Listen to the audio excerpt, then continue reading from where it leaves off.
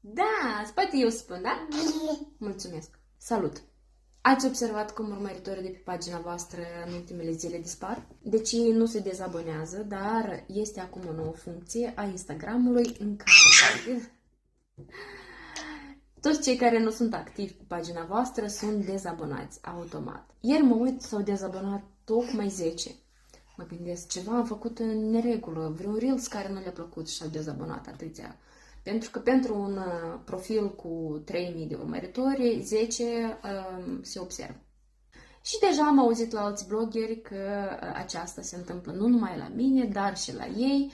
S-au dezabonat mult mai mulți, la care 5000, la care 1500. Adică eu cu 10 abonați am scăpat foarte ușor. Așa că dacă se dezabonează și de la voi, să știți că este o practică normală.